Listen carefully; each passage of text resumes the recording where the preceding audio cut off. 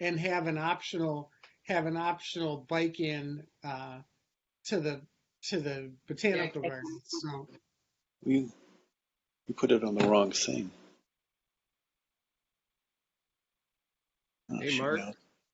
Hi.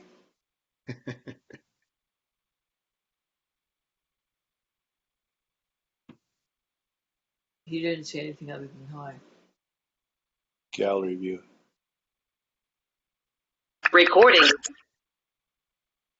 We still have people joining, so let's wait just a few more minutes. We're now up to 17 people, so I'm sure we'll get more even. that's a record for our virtual meetings. Yeah, it is. Folks, if you could be sure to mute yourselves, unless you're asking a question, that'd be helpful to prevent any feedback and background noise. Thank you.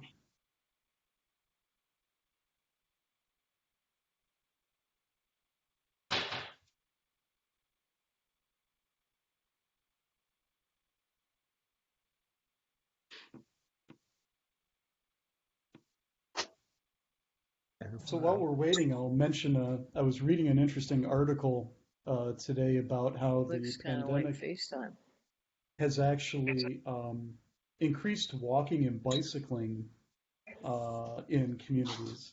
And there's a lot of discussion because folks are looking to walk and bike in their communities, and the cities are trying to accommodate them by actually opening up roadways to walking and biking and sort of limiting the amount of car activity on the roads, which is really interesting and I think ultimately pretty helpful. So yeah, we're seeing a big resurgence of walking and biking during this time of the pandemic. I thought that was kind of interesting. And another thing, oh, go ahead, Dan. I have some anecdotal evidence to support that. Tina said she was at Meyer today and they only had one bike left. They usually have about 50. That's awesome. We want the boombox. Where do you want ours muted? You can put the boombox on. Yeah. That's here because the supply chain is there.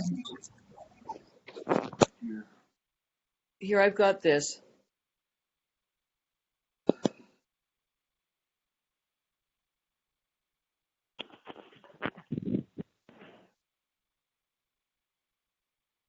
Well, that's why we get going early.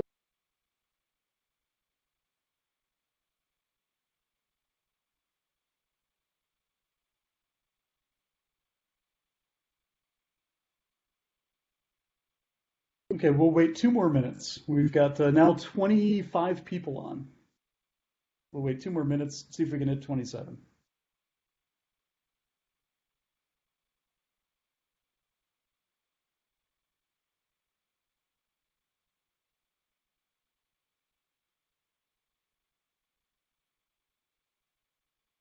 I feel like we should have some wait music or something, like some background music. I was thinking like Donovan's Jennifer Juniper or something like that, but yeah.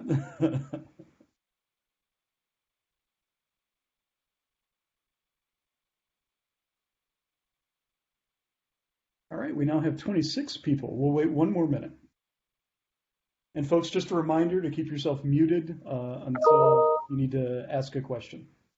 Thanks.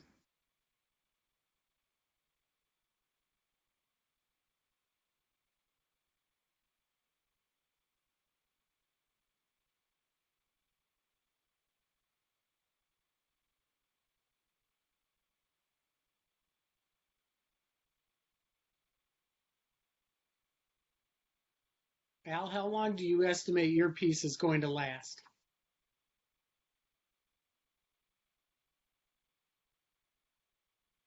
You're muted. Al, unmute yourself. About 45 minutes. Perfect. Great. Thanks. All right, it's 35 after. Go ahead, Dan. Is there a way to see everybody? I'm sorry to jump in here. So sure, if you, for folks that are on Blue Jeans, For folks that are on Blue Jeans application as opposed to the web, if you go down to the left corner, there's three little icons. If you move your mouse around, you'll see three little icons. One of them is People View, the other is Speaker View, and then the third one is Gallery View. If you select Gallery View, that gives you sort of a Brady Bunch type thing, or Muppets if you're into Muppets. You still can't see everybody, though, on the Brady Bunch. No, it would be very small, very, very small. Hey, hello, and welcome to...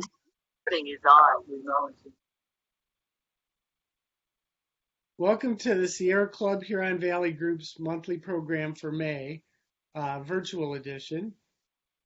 And we're the Sierra Club Huron Valley Group. The Sierra Club is America's oldest and largest environmental group. And our motto is explore, enjoy, and protect the planet. I'm Danny Ezekiel, and I'm the chair of the executive committee. And I want to thank Jamie McGeera for organizing the live streaming aspect of this meeting. We wish we could be at our usual stomping grounds at the Botanical Gardens, but the virus isn't letting us be there tonight. We had high hopes that because there's a bicycling portion of the presentation tonight, we were hoping to have a whole part of the meeting where you could bike to the meeting if you so chose, but we'll have to do that next year. I have a few quick announcements. I said this one last time, but I'm going to say it again because we have a lot more people. You've probably seen signs around town that say "Thank you, healthcare workers," and have a big heart on them. Those were the brainchild and the creation of HVG member Susan Schmidt. I hope everybody's coping with the crisis and staying safe and staying sane. And I want to salute everybody that's figured out a way to reach out and help others from quarantine like Susan did. And I'm sure I speak for the whole executive committee when I say I want to thank those of you who are essential workers and are braving the virus to go out and help those who need help. So we received word that the Botanical Gardens isn't going to host face-to-face events at least through July. So we're going to be stuck with this format at least for the next couple months.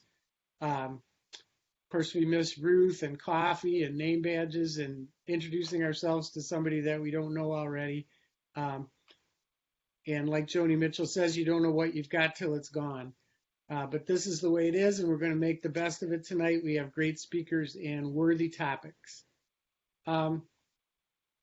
Next month's program is going to be about reducing solid waste and recycling. There's been a lot of upheaval in the recycling world, both before and during the pandemic, leaving us all confused about really basic issues like what materials can I put in my recycling cart? How do they need to be prepared? Do they actually get recycled? I heard they just get thrown in the landfill, and so on and so forth. And we're going to have expert answers to those kind of questions, as well as a special appearance by a young man who experimented at length with what a zero waste lifestyle is like. And so that meeting date is Tuesday, June 16th, same bat time, same bat channel. Our physical outings are currently shut down by edict of the National Sierra Club, as well as Common Sense. And that doesn't stop us from going outside to enjoy spring and nature.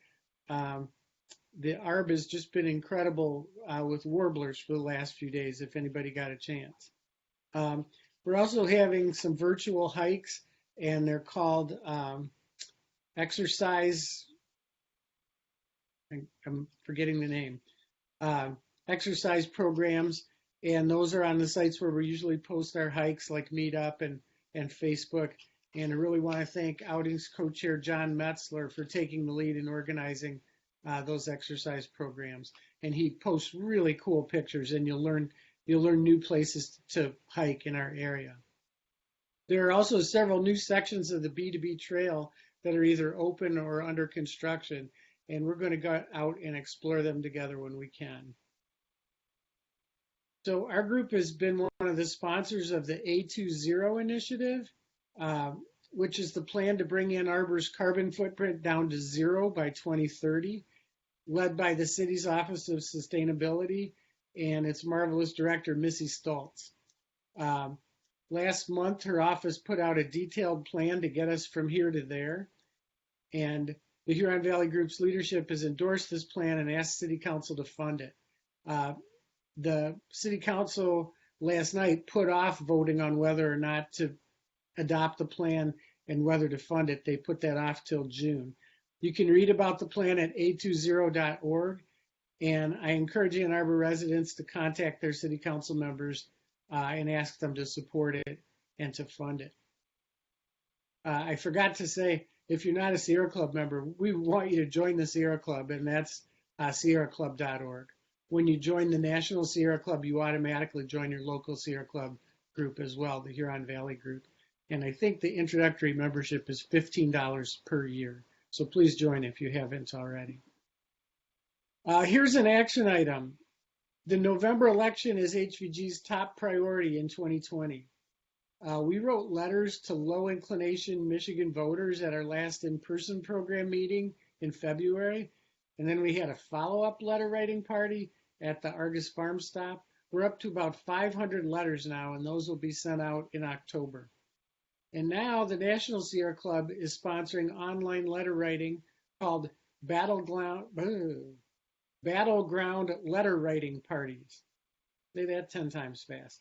Battleground Letter Writing Parties on Wednesdays from 5 to 7 every week until the election. You can join at the Sierra Club website, sierraclub.org, and Jamie's going to put a specific link to the Battleground Letter Writing in the chat of this meeting, right? Lastly, if you're interested in running for the executive committee, which is the leadership of the Huron Valley Group, you need to get nominated by this summer. The election is in December, and it's for a 2-year term starting in January of 21. There are 4 seats up, and probably 2 current members are not planning to run for re-election, so we definitely need some good candidates to step up. If you'd like more details, see the newsletter, which should be coming to you in the very near future in the mail, or you can email me or email Richard Barron, who's the chair of the nominations committee.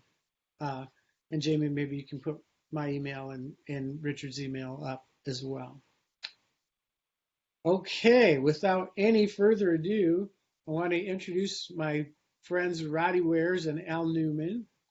They are adventurers, orienteers, is that how you say it? And Roddy has registered, I don't know how many voters over the years. Roddy, how many voters have you registered? You have to unmute. Hundreds, thousands? As part of the league, we've registered probably about 3,000 high school kids.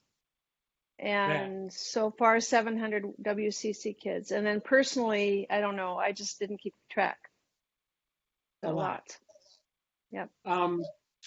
And Alan has ridden his bike on a lot of continents. Al, I'm going to put you on the spot. How many continents have you ridden your bike on? How many are there? What we used to teach was 7. Yeah, well, 7. All right. So Roddy and Al are married, and I've been looking forward to this program for a long time. Take it away, Al and Roddy. All right.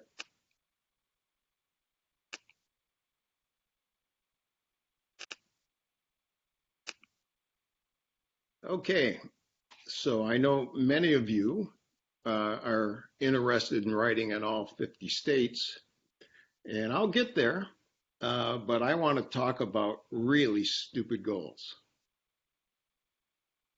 One day I woke up and decided I was going to eat every sandwich that Zingerman's had ever made. And I started at sandwich number 1, and I ate my way through the numerics, and I ate my way through the alphas. And this is not as easy as you would think, because I would call up and say, I'd like a 28. And they would say, well, that's a retired sandwich. What is it? And I would have to say, I don't know. But there's a list in the basement. You have to go down in the basement and find out what the sandwich is. And as any of you who have ordered a sandwich at Zingerman's, there's a long line. They're not really thrilled to do this. And I get the sandwich 90, and I say, I'd like to order a 90. What is it? It's retired. They come back and say, sir, there is no 90. Please just go into the basement and get a 90. So I come in and I get my 90 and I call up for a 91. Couldn't get them to make a 91. When I came in for a 92, they'd made a copy of the list. Well, there wasn't a 91, but there wasn't a 90 either, but they knew I didn't know what it was. And I had rated every sandwich, and I'd put the top 16 into an eat-off, and I'd eat 2 an advanced one, when Ari, one of the owners of Zingerman's, found out, and we held a benefit for Peace Neighborhood Center. And as a result of this really stupid goal, we raised $40,000 for one of my favorite nonprofits. This is a piano bike. Actually, I think this is the only piano bike. I can't imagine there ever being another one. And it is the brainchild of Mark Braun, Mr. B. He's a good friend. He's a wonderful guy. He can really play that thing. He's played Carnegie Hall. And the man's a lunatic. He's crazy. In fact, he's the craziest person I know, and that's some pretty stiff competition. He had always wanted to put a piano on a platform and propel it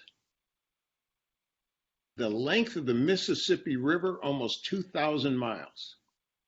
And then he put the piano bike and held a relay. And here you can see some of the people that participated in that relay. You can see your beloved president there, second from the right. He held a relay from Flint, Michigan to the tip of the Lower Peninsula. And my turn to push this piano was at 3 o'clock in the morning, north of the Osabo River, in the middle of nowhere. And I come up M33, I meet the piano bike. They're an hour and a half behind schedule. Terrific. It's 39 degrees. I haven't had much sleep. So I drive to my starting spot. I leave the engine running and the lights on, and I fall asleep. Bam, bam, bam. It's a cop. Cop says, "What are you doing?" I say, "I'm waiting to push a piano with my bicycle." Cop says, "Sir, would you step out of the car, please?"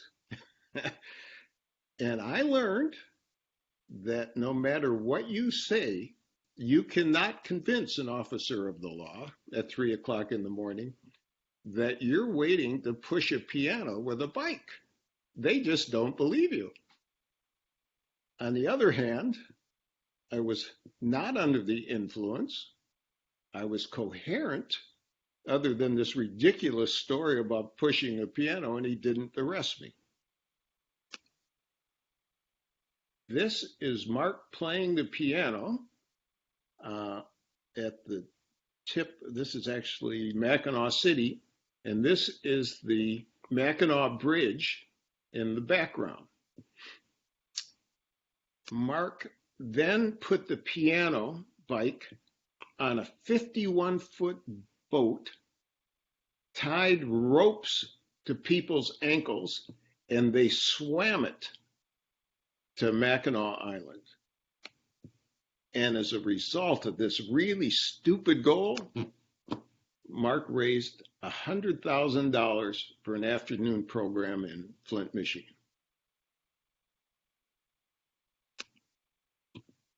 One day I woke up and decided I'll ride a bike across America. But I wasn't a cyclist. But I, in fact, rode from LA to Boston. And I just loved this. You got to see the country. You met its people. You got to see what the pioneers did. You got to eat everything you would ever want and lose weight. You got in great shape, and I became a cyclist. And I had taken some spinning classes,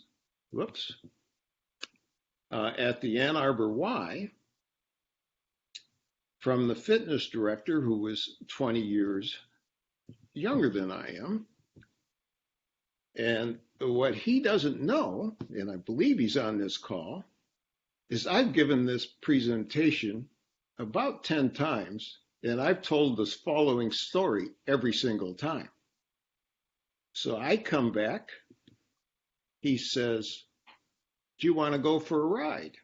Sure. We go for a ride. I come into the Y the next day. He says, "Was that a hard ride for you?" I said, yeah, that's a hard ride. We hit it. He said, "Oh, it was easy for me." Well, 4 days later, I go into Aberdeen, my bike shop. They said Dave was in. He said, "You took him out and killed him." Yeah, it was easy for you, wasn't it, Dave? So I then rode. By the way, the absolute best part of this trip was the friends you made. This is a fine group of cyclists. I then rode with the same group from Maine to Florida. My brother and my cousin and I rode the length of the Mississippi scouting for Mr. B.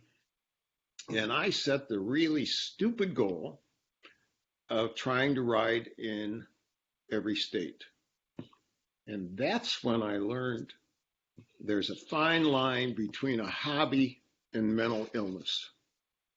My wife and I were hiking in Sedona, Arizona, and I said, "Do you mind if I take a day off and go cycle?"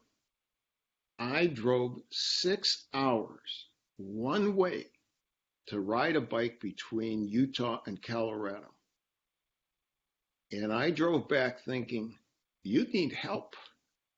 This is not rational. This is insane. And 3 days later, I drove 4 hours to Nevada and rode a bike. But I, in fact, ended up riding in every state. And that's when I learned there's two problems when you set a really stupid goal. One is you don't make it. The other is you make it. And then what do you go to do?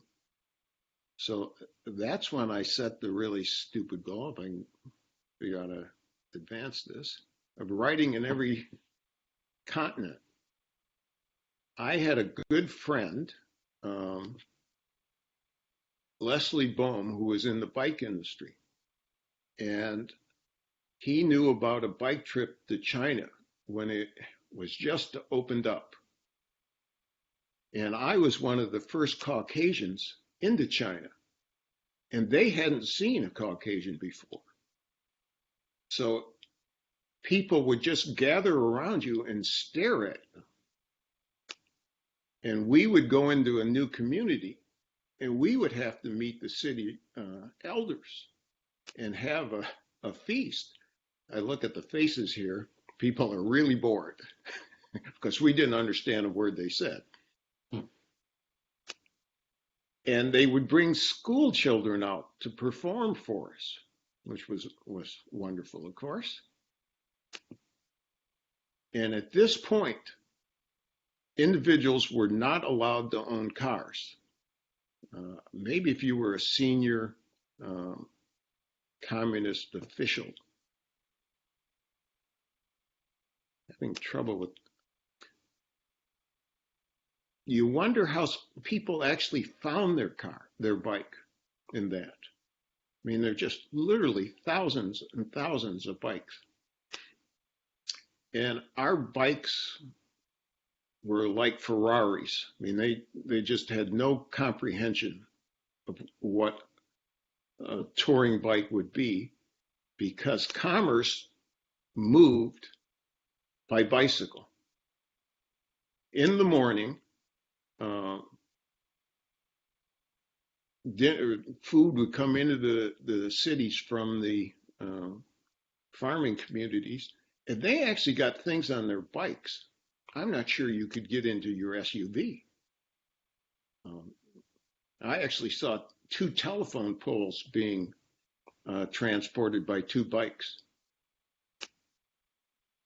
And, you know, food from the farms came in every day. And this is Guangzhou in 1982. This is the same community today. It's unbelievable what happened there. I actually went back in 2007 on business, and you couldn't believe what had happened.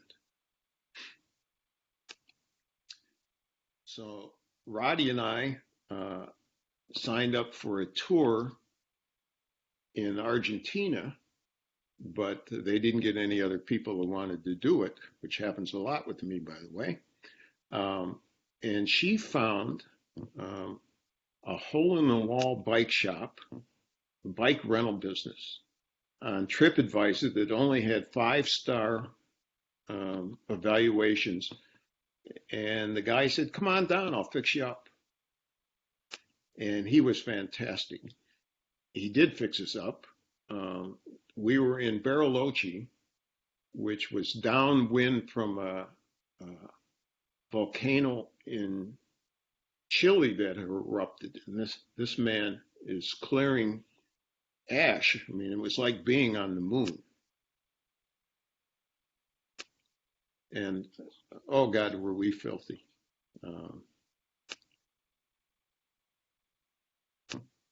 And we ended up staying wherever we could stay. We would stay in a hostel.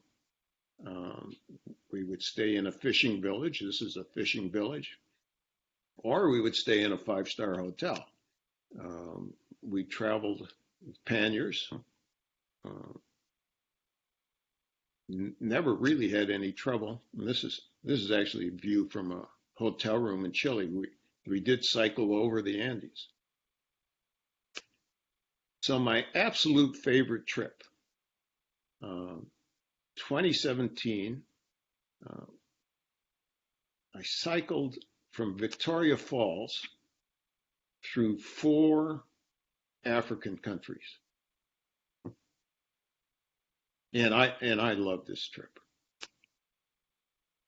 I got there a day early and I asked them to book me a room. They booked me a tent, and this was the outdoor restaurant.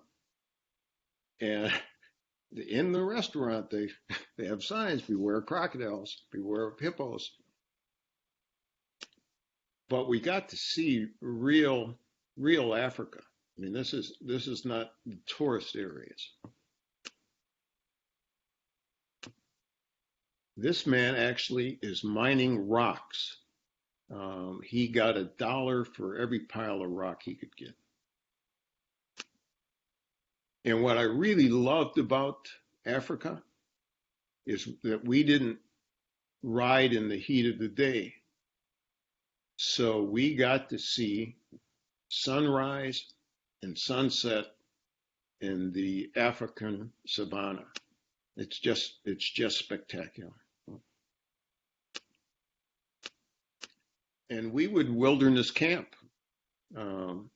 About 2 miles from here, we had seen lion paw prints and hippo paw prints, and they literally dug a hole for a latrine. And this is on the edge of the delta in Botswana. And all night long, the hippos are bellowing, "These are my women, stay away." It was just magnificent. By the way, you didn't get out of your tent at night. So you haven't lived until you've cycled through a herd of elephants. These pictures aren't great because they're taken by a person cycling through a herd of elephants. But these are elephants up here. And at first they got off the road, but then they decided they were elephants. And they started coming back, and they actually give you jab steps.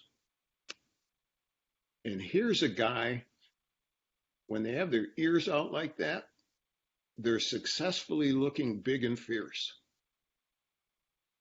And I was never really terrified. And then I got back and I saw this video. See if I can get this to work.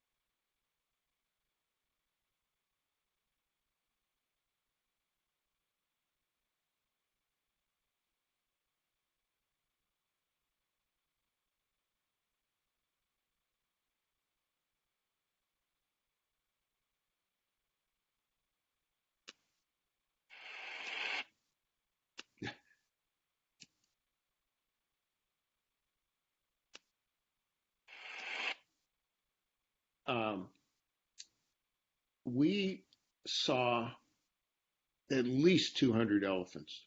I mean, they were just everywhere. The only time I really felt like I was in any danger, this is a black mamba, and it is arguably the most dangerous snake in the world. If you get bitten, you've got 30 minutes of painful existence, and that's it. And I was in a pace line, and the person in front of me, just sharp as can be, dove to the left, and I'm now enough of a cyclist to go with him. I did the same thing, and he missed the black mamba by about 3 inches, and I missed it by about 6. And he said it jumped in front of him, which I thought was ridiculous until I saw this.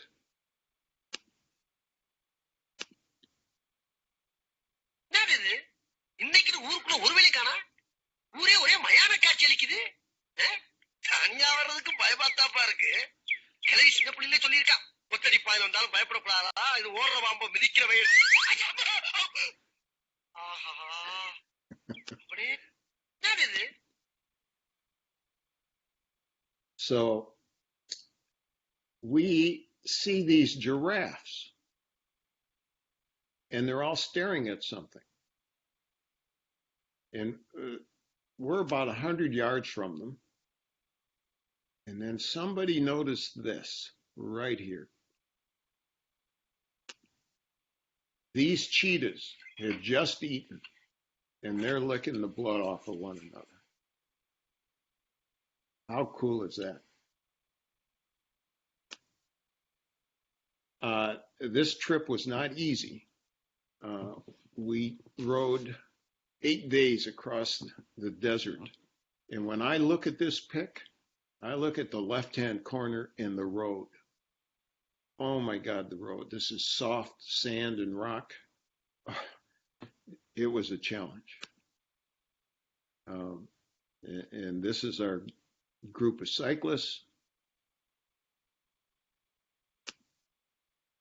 One day we got up at 3 a.m. The reason being that the road down to this dune area didn't open until 5, and we wanted to be the first ones there. And we rode like crazy in the darkness, but it was just spectacular up here on the top of these dunes. Again, when I look at this, if you can see this road here, it's corrugated. You just got bounced to death. Oh my God. And we camped. We stayed in these tents. This is our support vehicle. 12 people in there. These tents were 40 or 50 pounds each. All the food for 8 days and all the water for 8 days. It was pretty cramped.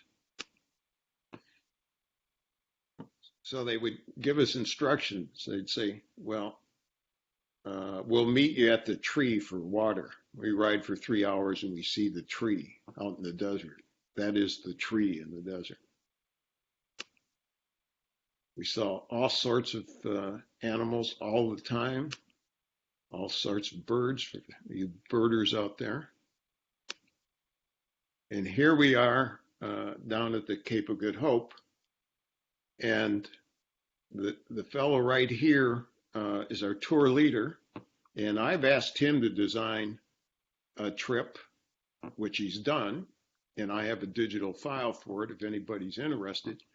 I said I wanted all the good points and none of the bad from the Cape Town, the Vic Falls to Cape Town trip. And if anybody's interested, let me know. We're not going to do it, of course, until there's a vaccine. Might be 2021, might be 2022, who knows. So at this point, I've ridden on 6 continents, but you can't ride on them all until you've ridden on Antarctica. And I had tried everything I knew to get onto Antarctica. None of the tour companies would consider it. They said, you need a permit.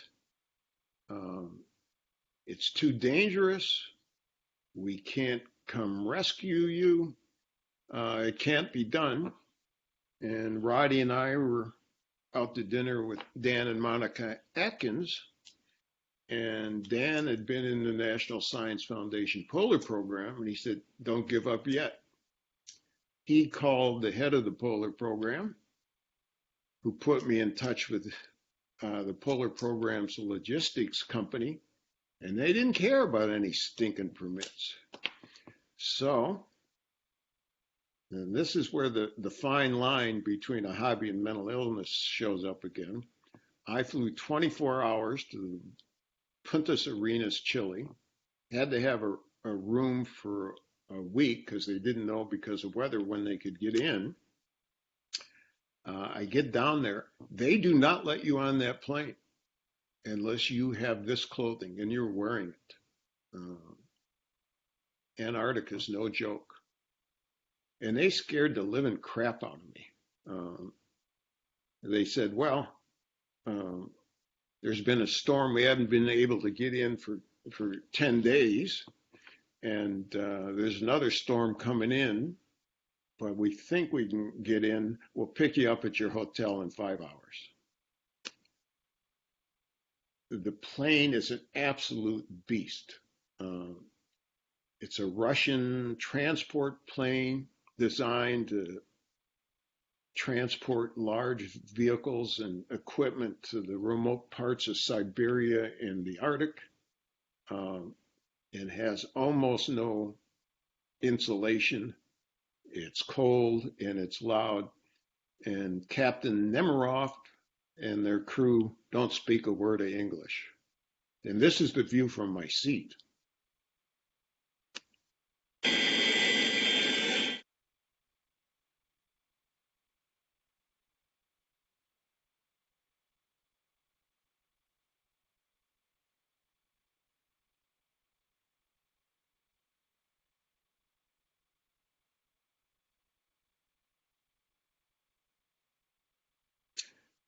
That's what it's like to land on a glacier. So I thought that I was going to have to go off on my own. But this is a drop-off point for people trekking to the South Pole. And one of the guides was an avid cyclist. And he had a bike for me, and he had a bike, and we headed off. And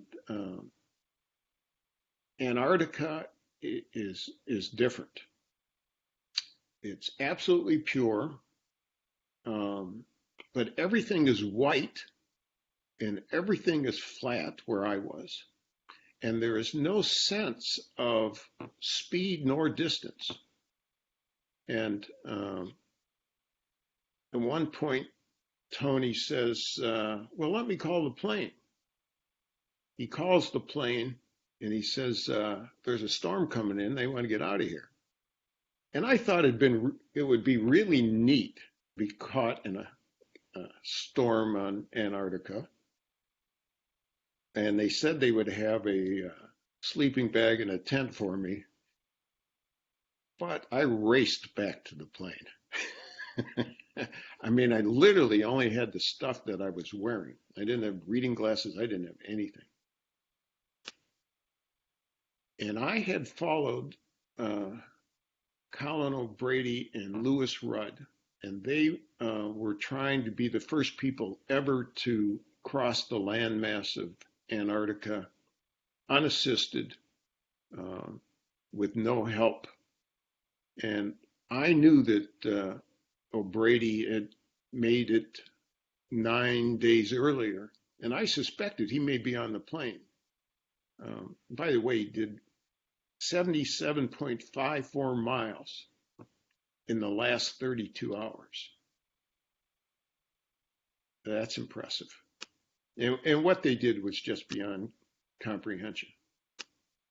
But I get back to the plane and I see Rudd, and I ask Tony to introduce me.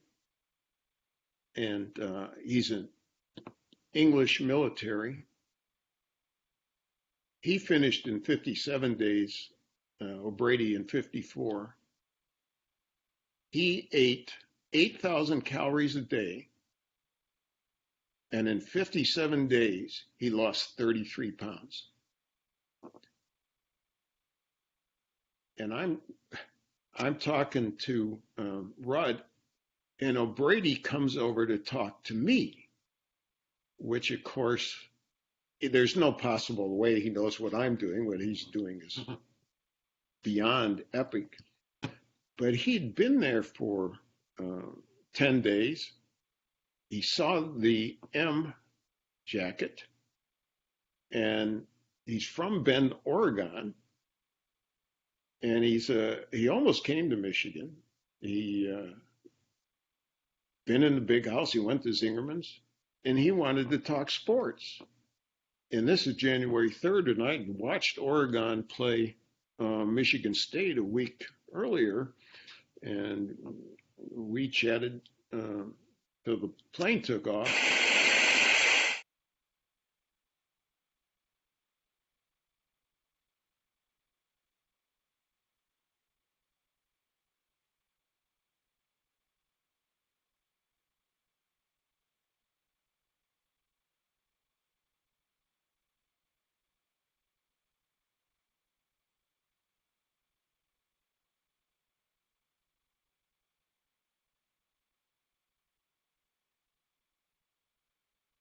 This was a real highlight for me because I was sat next to them, and for the entire time they were talking about their trip, which was fantastic. So that's the end of the slides. Dan, do you want to do questions and answers, or you want to move on to voting? What's your pleasure? Why don't we take a couple questions and then save the rest for the end so Roddy can get a chance here too. All right, By the way, that's incredible what you did. Okay, questions?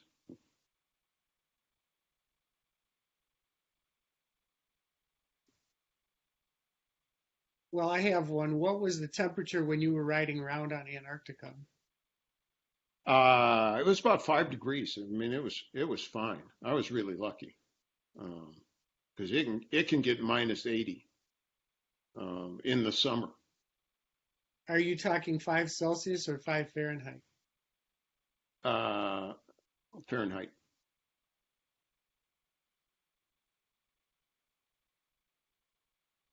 And folks can ask questions with audio, or if you want, you can type into the chat bar on the right side of Blue Jeans if you want to do a question that way as well.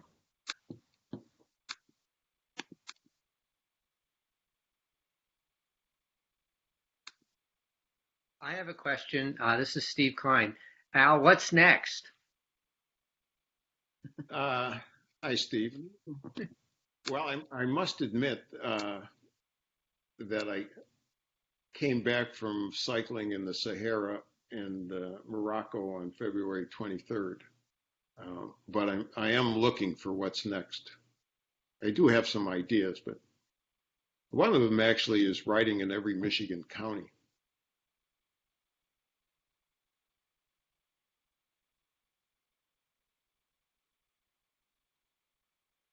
How did your bike hold up in that kind of weather? I mean, you have to use special oil or? It was just fine. I don't really ride in that weather normally, but I suspect people ride in much colder weather. Yeah. Al, you have 2 questions in the sidebar. Anna, first of all, Anna, did you take classes from Dan? I think so. Anna happens to be my daughter. I own 3. And Christy, I did ride in Europe and Australia, but it was certainly nothing epic. I actually, Dan put a note there, said no, only kid that Dan didn't have. I have 4 children. Dan taught 3 of them. But my preference is the African type of trip.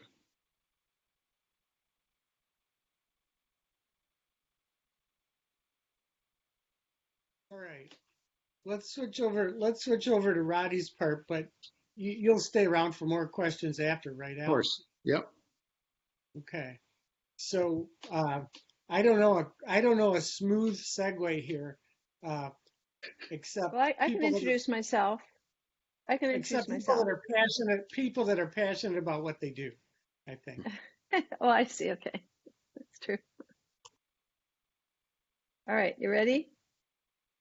Okay. So everyone can hear me okay? Yeah? Can hear me? All right. Great.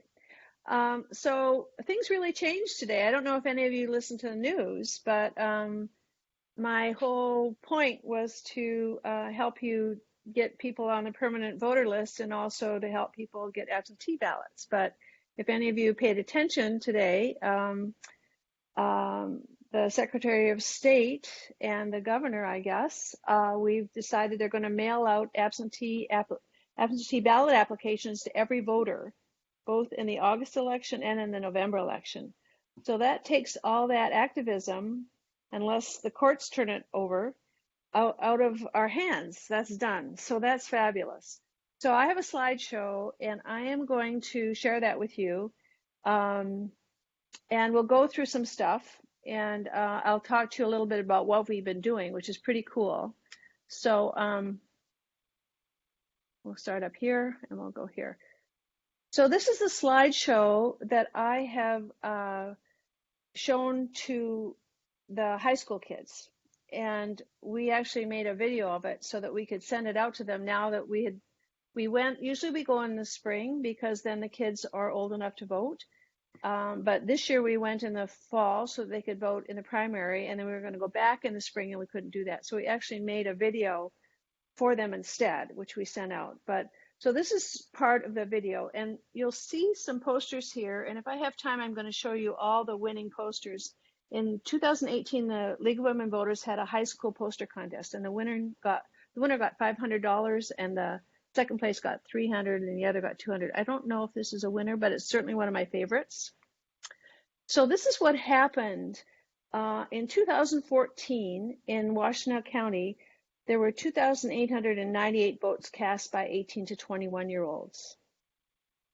In 2018, there were 10,640 votes cast by 18 to 21-year-olds in Washtenaw County. So the league, we went to. Can you hear me? I don't think you're sharing your screen. At least I don't. Oh, see it. I'm going to start again. Oh, thank you very much. Yep, I need to share my screen. I need to go up here. Oops, hold on. Well, that would make it not nearly as much fun. Okay, here we go. All right. I wonder why I couldn't see myself too. Okay, here we go now. Sorry. So we'll start again. There. Now, can you see my screen? No. You can't. No. All right. Try again. It's up at the top, right? Click the red button that says share screen. There, we got it. It's a white button for me. Share screen. Okay. Yep. Click And then on again, that. there's another one. Okay, here we go. Now we can see it? Yeah. Yes? Okay. All right. Yep. Okay. All right. Here. Okay. So here you have the posters of the kids. You'll see those throughout a little bit. And so here you can see what was written. So 2014, about 3,000 kids, 18 to 21-year-olds voted in Washtenaw County. And then in 2018, there were 10,640. So it wasn't just us, the league, going to the high schools. We went to almost every high school in the county, every public high school, and a lot of private. But WEMU and U of M did a huge job. WCC's done an amazing job, and we've helped them as well.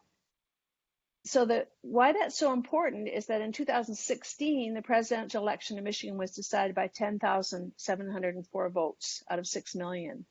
And so when we go to the kids now and they think that their vote doesn't matter, we can tell them that just their age group in Washtenaw County alone could have changed the election. Of course, they wouldn't have all voted for one candidate, but it just shows them how important the youth vote is.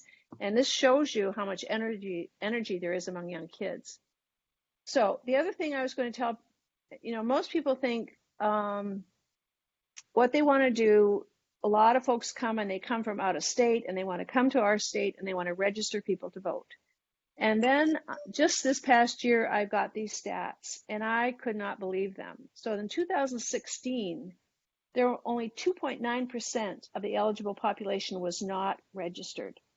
So besides these young kids, and because I've been registering people for years and I couldn't believe this, and I talked to Ed Golombuski, who's the director of elections in the county clerk, and he says, yes, this is the case. So you can see here that there's only 223,000 people who are not eligible, who are not registered. So registering people to vote is not what's going to get the vote out.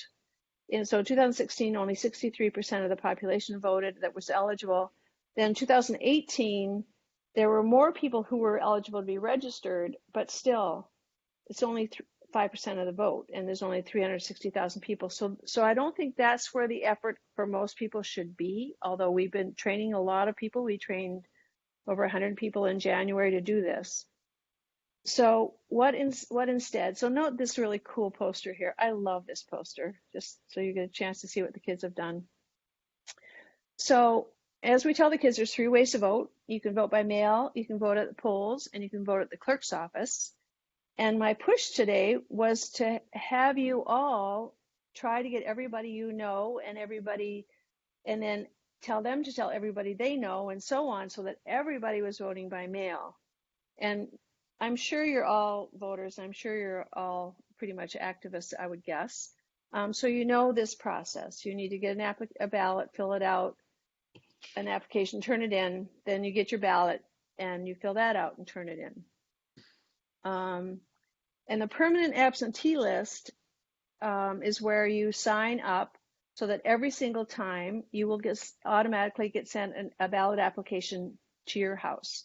Not the ballot, just the application. And then, of course, you can choose whether or not you want to use it.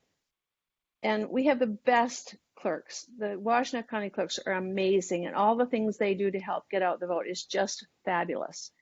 And so they had made a website, which we probably won't need now, there's one place you can go, no matter what city, because there's 24 cities and townships in the county, and each one has a different way. They're pretty much, in a way, they have their own little fiefdom in a way. Fiefdom is probably the wrong word, but they can decide what they want from you to put you on their list. But this one website takes you there.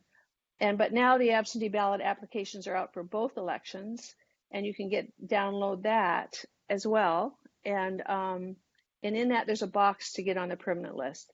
So I would still recommend, when you get that absentee ballot sent to you automatically, I hope that's going to happen to everybody in the state, that you'll sign up to be in the permanent list in case something changes with the law.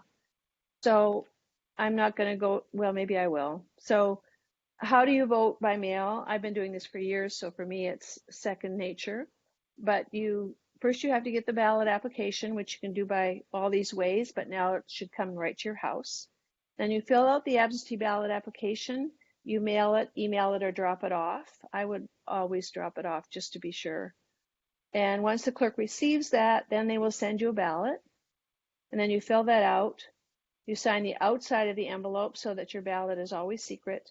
And then again, you drop it off or take it to your city or township clerk by election day.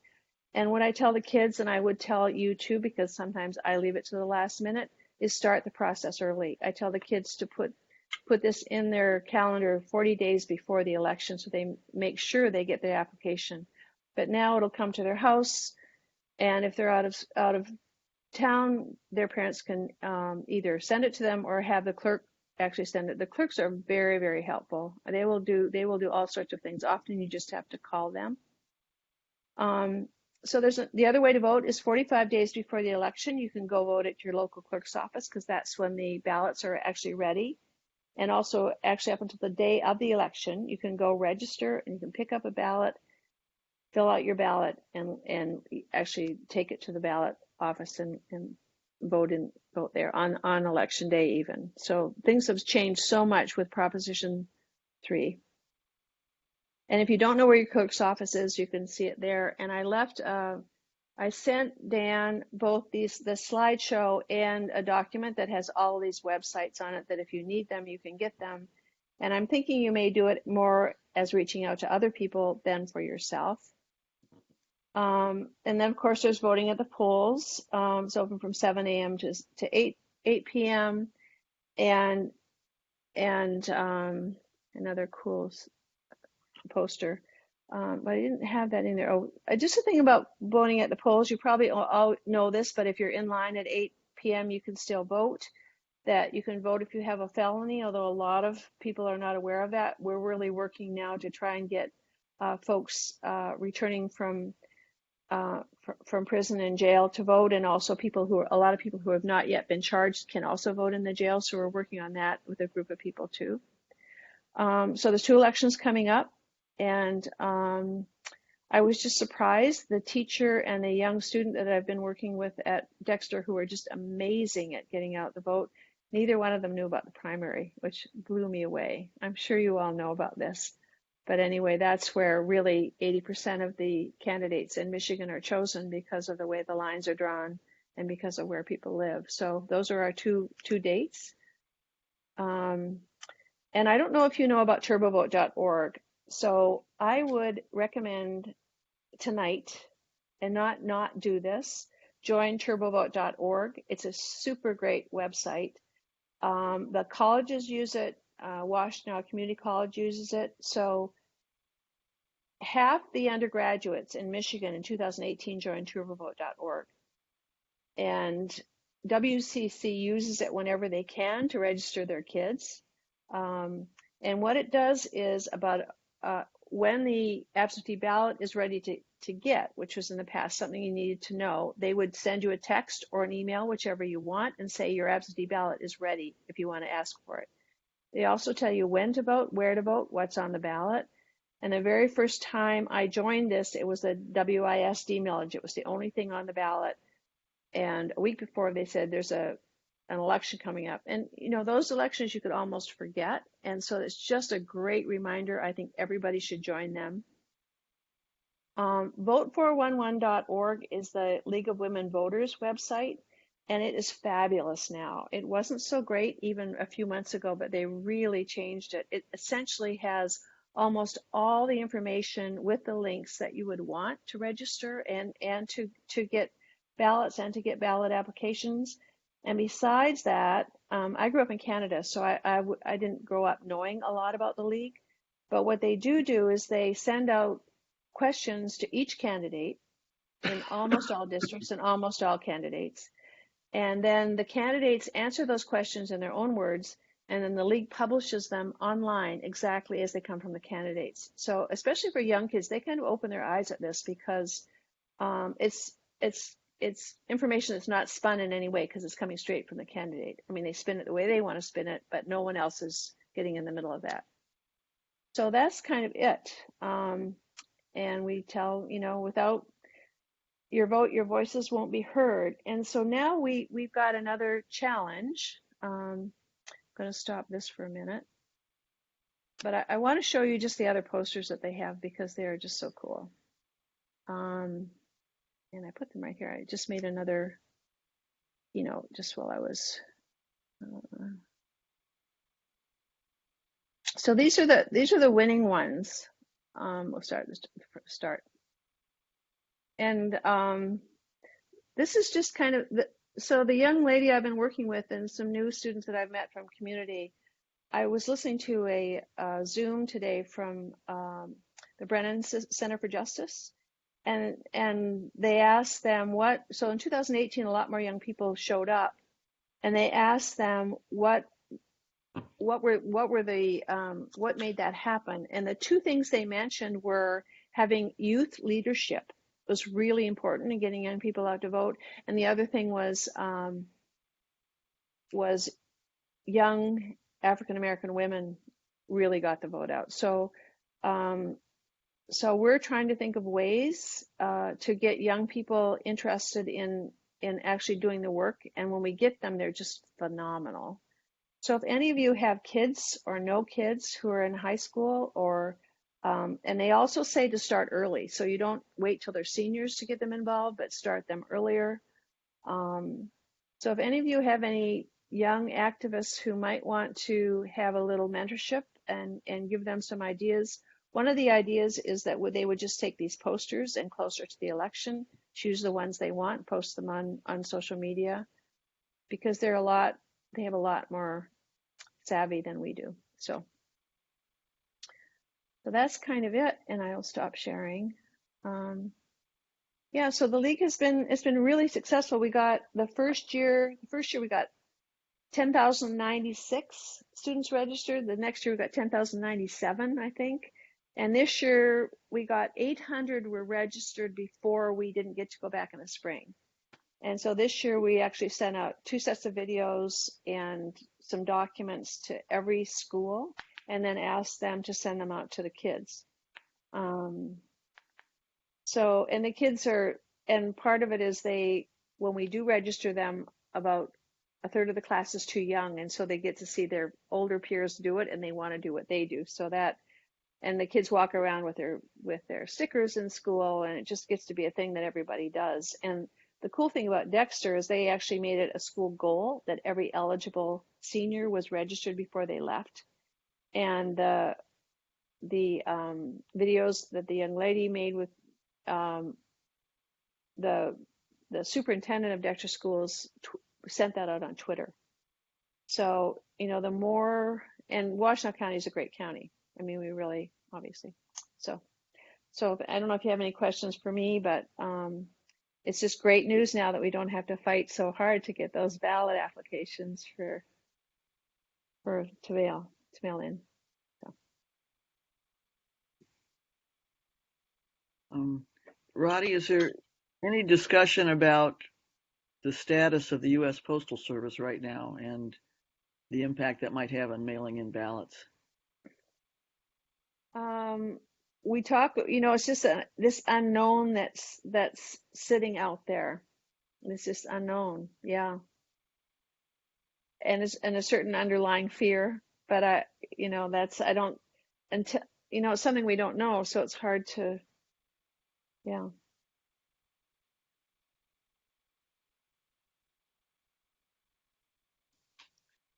And Roddy, I don't know if you know the answer to this, but with so many people voting by mail this year, um, do you think that it will be quite a time lag before we know who wins Michigan and before we know who wins the election? Will it be the typical thing where we know the same election night, or will it be a few days? I think that, well, this is just my personal opinion. There probably will be lags. I mean, I don't know how much money they're going to put into.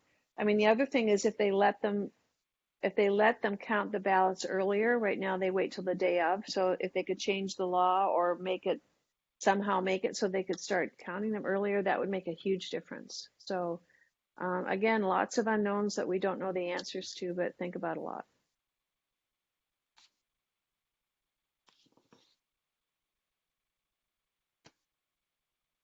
I've helped Roddy register voters at the school in Ipsy where my son was teaching, and she wears a Superman costume. Oh yeah, when she I does should have that. worn my Superman shirt. Oh, it's the best Okay, shirt. sure. I'm It gonna gets get a it. lot. Go get it. I'll go get it. Hold on. It's right here. You're gonna ask Alan something. Yeah, back to questions for Alan.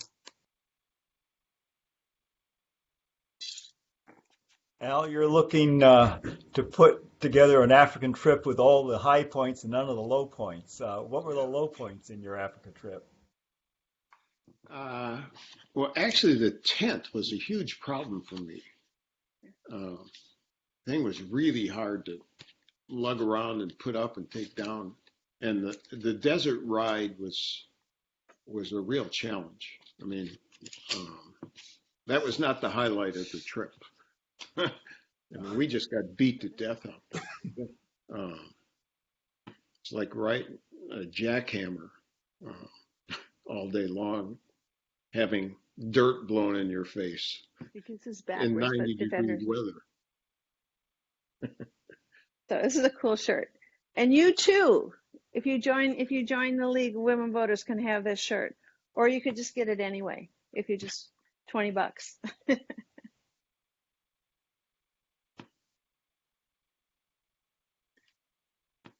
Let's get a couple more questions and then wrap it up.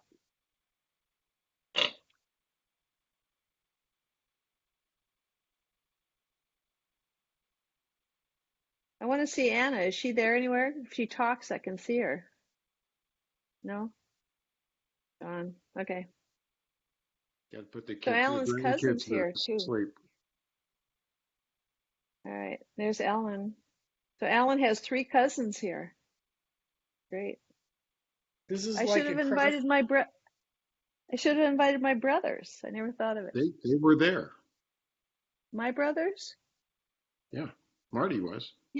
Here tonight? Unmute yourself, Marty.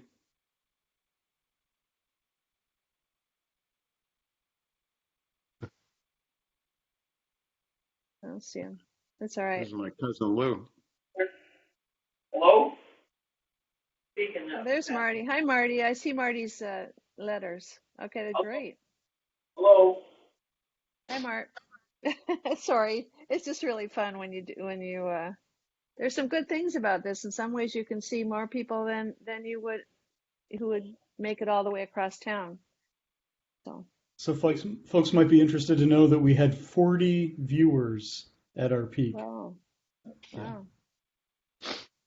Wow. You have a question on the chat, Alan. It says, what was the elevation going biking over the Andes? And that's from Christy. It wasn't that high. One of the things I learned in Antarctica is the South Pole is at 10,000 feet.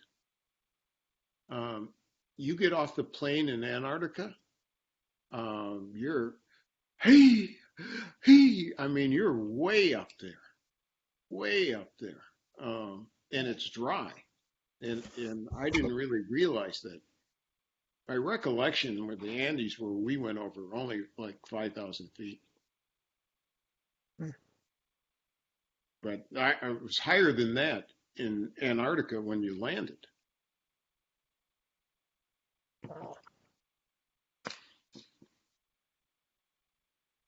At the South Pole, there's 2 miles of ice. Deep, you mean? Is that what you're Deep. saying? Yep. Wow.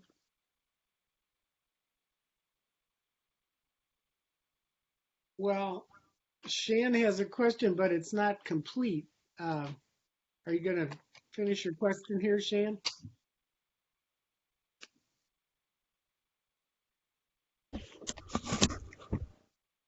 Right now, it just says how many con. How many Probably con? say continents. 7. Here we go. How many continents did Roddy go to? Oh, I didn't go to 5. Antarctica. I've been to Africa, but I didn't bike. Oh, you didn't bike in Asia. You biked in 4. Yeah. So the North, story I'm going to south. tell the story about the China trip. I was the one who found out about this trip to China in '82, but I was pregnant, and you couldn't go to China if you were pregnant in '82. So I stayed home, pregnant with 2 other kids, and let Alan go to. I am the best wife. But it still That was hurts, you know. 1982. She I know, but still it hasn't still let me hurts. forget it. Well, it was such a great trip, you know. Wow. 39 So, years ago. you know, I deserve a star on my forehead. Well, thank you so much, Alan and Roddy. Let's have a big hand for them. Well, thanks for everyone for coming. Thank you all. It's nice to see so many people here. Thank you. Our pleasure. It was fun to attend this combination Huron Valley group and Ware's Newman family reunion. And come back next month for recycling and zero waste. That's going to be a cool one too. Thanks, Right. thanks All right. everybody. Thanks for a lot. coming. Yeah. Good night. Bye. Yeah. Bye. Thank you. Stay safe. Stay safe. Bye. Yeah.